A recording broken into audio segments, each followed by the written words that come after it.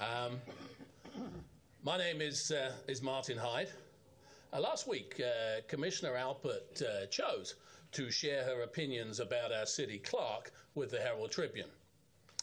This would appear to be one of those do as I say and not as I do moments, as she's been very public in trying to castigate me for apparently lacking good manners and decorum.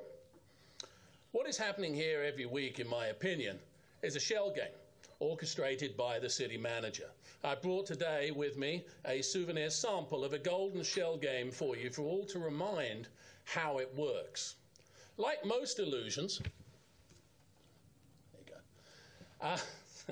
Like most illusions, it relies on gentle distraction to keep you from watching what's really going on. If I direct you over here, you're less likely to focus on what's going on over here, such as the 17 free tickets purloined by our city manager. Can somebody consider reading the code of conduct at some point here? This is a statement of fact. I'm just reading facts. We'll allow him to finish, I think so. And then we'll go from there. If he doesn't like it, there's other places to live. Did the time start? Okay, that's fine. You may proceed.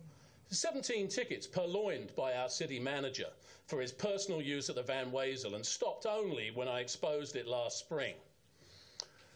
If I keep moving things around, inconvenient facts such as no audit at Marina Jack since the city manager came here 5 years ago gets overlooked.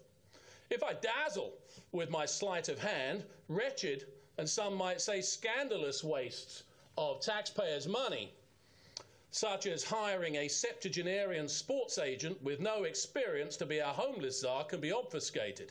This particularly bizarre transaction ended with city taxpayers paying thousands in severance because the city manager bypassed HR and cobbled together the contract of employment himself. If I move even more frenetically, you won't see the irony of publicly criticizing a 30-year-plus city employee on pure hearsay, while not mentioning the shocking IACP report into the city police department and how that reflects on the chief and her supervisor, the city manager. Furthermore, to suggest the possibility of lawsuits against the city in a newspaper as a sworn city commissioner is tantamount to yelling fire in a crowded theatre. It is irresponsible and naive to suggest such a thing when there are countless contingency-based attorneys desperate for a fat fee against city taxpayers who could then point to Commissioner Alpert's assertion as evidence. In conclusion, I'd like to finish with a suggestion that the commissioners avoid the near-death moment of Mowgli in the Jungle Book by avoiding looking directly into certain people's eyes.